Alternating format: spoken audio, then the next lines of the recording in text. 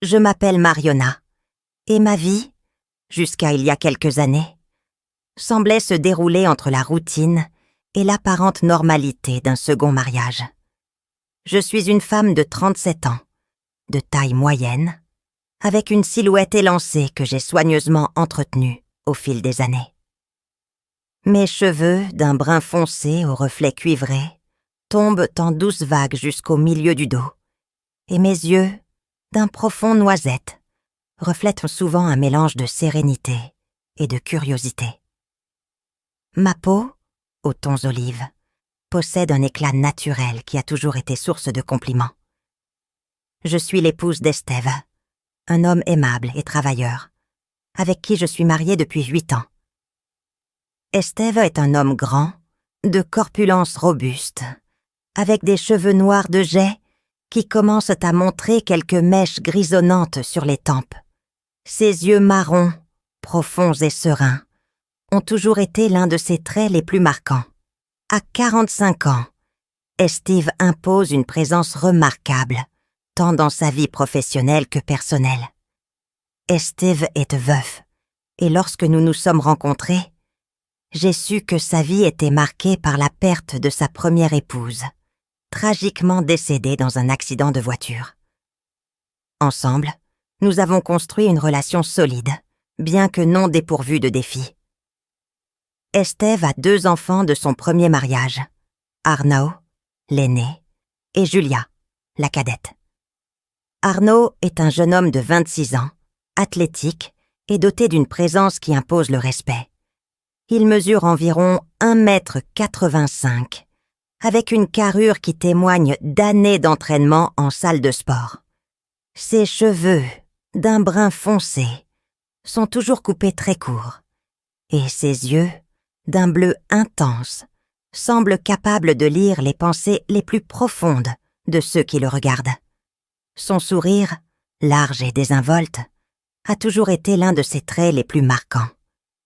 Julia, quant à elle, est une jeune étudiante de 22 ans, pleine de vie et de rêves.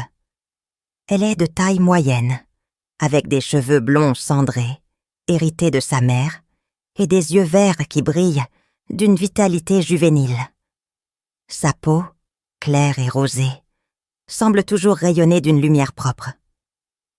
Moi, de mon côté, je n'ai pas d'enfant biologique, mais j'ai essayé d'être une figure maternelle pour eux, bien que ma relation avec Arnaud ait toujours été quelque peu distante. Arnaud est un homme réservé, peu loquace, mais avec un regard d'une intensité parfois troublante. Julia, en revanche, est plus ouverte et affectueuse, toujours prête à partager ses pensées et émotions avec moi. Malgré les défis, j'ai essayé de tisser un lien étroit avec eux, même si je sais que je ne pourrai jamais remplacer leur mère. Et ainsi, entre routine et petits moments de bonheur, ma vie semblait suivre son cours normalement, jusqu'à ce que tout change lors de ce voyage en Andorre. Avant de continuer et d'en apprendre davantage sur les expériences quotidiennes et les moments marquants de ces femmes, abonnez-vous pour ne manquer aucune histoire et likez cette vidéo pour nous soutenir. Nous vous attendons dans chaque nouvel épisode. Maintenant, poursuivons. Tout a changé lors d'un voyage en Andorre, il y a 2 ans. Esteve devait assister à une réunion d'affaires dans le pays pyrénéen. Mais en raison d'un retard de vol, il nous a demandé à Arnaud et moi de partir en avance et de l'attendre à l'hôtel où nous avions réservé. Arnaud et moi avons pris la route ensemble depuis Barcelone et pendant le trajet, la conversation a coulé naturellement. Arnaud est un homme imposant.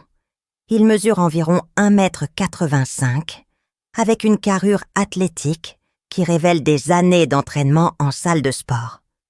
Ses cheveux, d'un brun foncé, sont toujours coupés très courts, et ses yeux, d'un bleu intense, semblent capables de lire les pensées les plus profondes de ceux qui le regardent.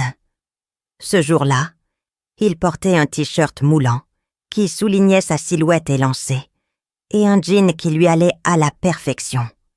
Son sourire, large et désinvolte, m'a complètement déstabilisée. À notre arrivée à l'hôtel, une mauvaise surprise nous attendait. En raison d'une erreur de réservation, il n'y avait qu'une seule chambre disponible, au lieu des 2 que nous avions demandées. Le réceptionniste, un jeune homme prénommé Auriol, nous a expliqué que l'hôtel était complet à cause d'un événement sportif dans la région. Nous n'avions pas beaucoup d'options. Nous pouvions chercher un autre hôtel, mais il était tard et nous étions fatigués, ou nous pouvions partager la chambre. Arnaud et moi nous sommes regardés et, après un moment d'hésitation, nous avons décidé de rester. La chambre était spacieuse et confortable, avec un grand lit et un canapé. Arnaud insista pour que je prenne le lit et que lui dorme sur le canapé. Mais je refusai. « Ne t'inquiète pas, Arnaud, nous pouvons partager le lit.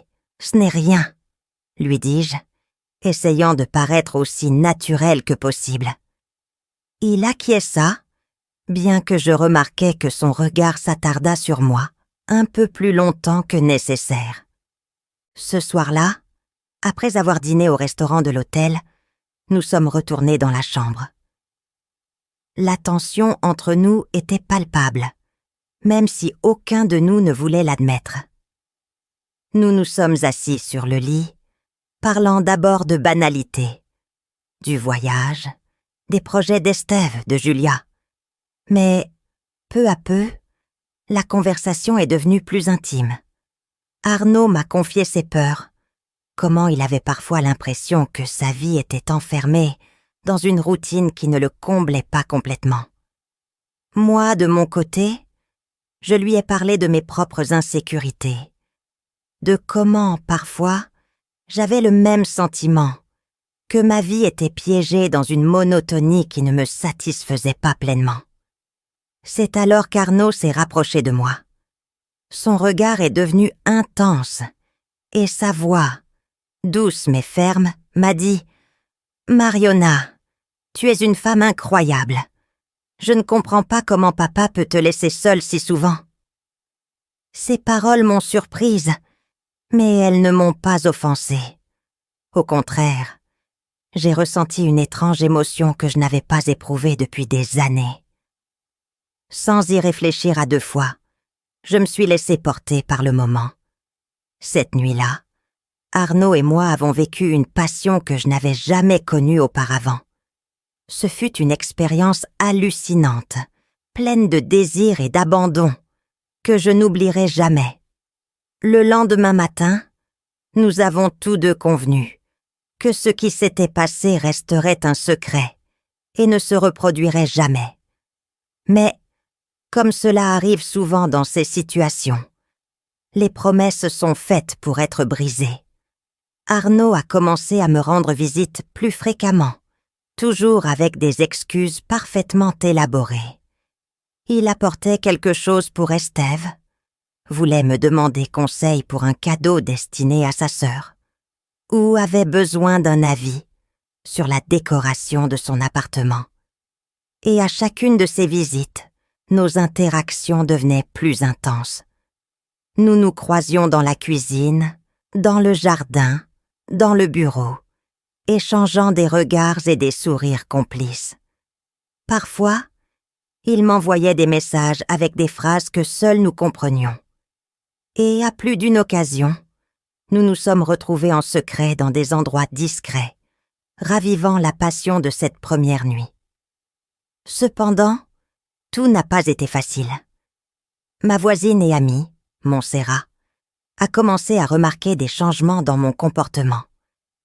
Montserrat est une femme astucieuse et perspicace, et bien qu'elle n'ait jamais rien mentionné directement, ses regards soupçonneux me mettaient mal à l'aise. De plus, ma sœur, Agnès, avec qui j'ai toujours entretenu une relation proche, semblait aussi remarquer quelque chose d'étrange chez moi. Bien qu'elle n'ait jamais posé de questions, son inquiétude était évidente. Les mois ont passé, et Arnaud et moi avons continué à nous voir en cachette. Chaque rencontre était plus intense que la précédente, et chaque fois que nous nous séparions, nous nous promettions que ce serait la dernière fois. Mais il y avait toujours une prochaine fois. Notre relation est devenue une addiction, une partie de moi que je ne voulais pas abandonner. Je savais que ce que nous faisions était mal, que tôt ou tard, tout pourrait être découvert et détruire tout ce que j'avais construit avec Estève. Mais, pour l'instant, je ne pouvais pas arrêter de vivre cette double vie. Aujourd'hui, 2 ans après cette première nuit, ma vie est un tourbillon d'émotions. Je suis toujours l'épouse d'Estève, la belle-mère d'Arnaud et de Julia, et la femme que tout le monde connaît. Mais je suis aussi l'amante d'Arnaud, un homme qui m'a fait me sentir vivante, d'une manière que je n'aurais jamais cru possible. Je sais que ce que je fais est mal, que tôt ou tard, tout pourrait être découvert et anéantir tout ce que j'ai construit. Mais pour l'instant, je ne peux pas arrêter de vivre cette double vie, car, aussi hallucinant et dangereux que cela puisse être, c'est ce qui me maintient debout. Et ainsi, entre secrets et passions, mon histoire continue. Une histoire que je n'aurais jamais pensé vivre, mais qui fait désormais partie de qui je suis. Une histoire qui, bien que pleine de risques, m'a appris que, même dans la monotonie la plus absolue, il y a toujours une place pour l'inattendu. Merci de nous avoir accompagnés dans ce voyage d'émotions. Rappelez-vous, votre soutien signifie beaucoup pour nous. Si cette vidéo vous a plu, n'hésitez pas à laisser un like et à la partager. Nous avons encore de nombreuses histoires passionnantes à vous raconter. Ne les manquez pas. Abonnez-vous et activez la cloche des notifications. À la prochaine.